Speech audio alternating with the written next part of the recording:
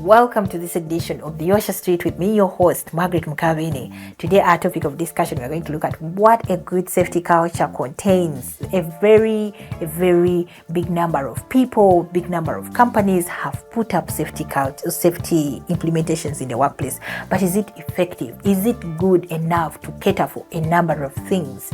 Well, today I would like us to just look at a few things that you need to have in the workplace to make sure you have a good safety culture.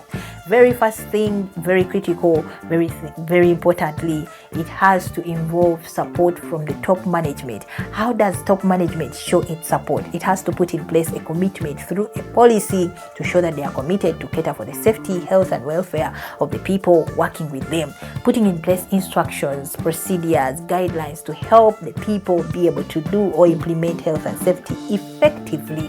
Now also the employer or the top management is supposed to make sure these trainings are done and communication is given to the workers. Communication is done to the workers and also be able to engage the workers. Also, we need to look at top management is supposed to support the implementation or the culture through the purchase of the safety equipment, hiring the necessary resources to do supervision, and so on and so forth. A good safety culture also contains a training program. Identifying the training needs of the people is very important at every level, and knowing what each people need to be trained in, and also training these people and keeping the training records is very important, because this enables the workers to be able to, with the employer, to pursue a common goal. Then also a good safety culture contains a continuous improvement program.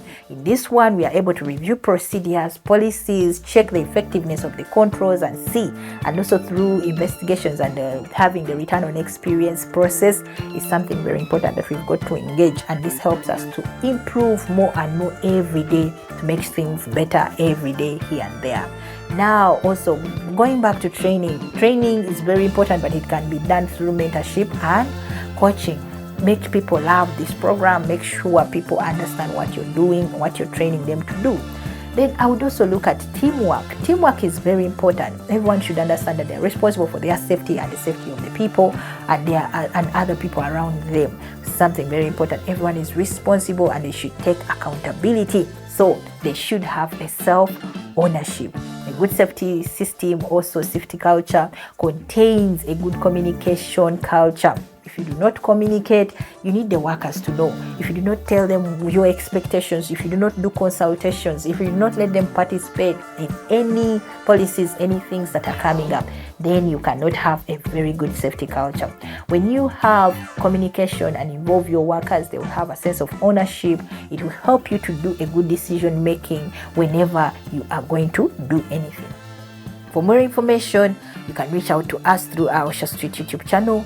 Also reach out to us through our contacts as below. With me, your host, Margaret Mukabini. Stay safe.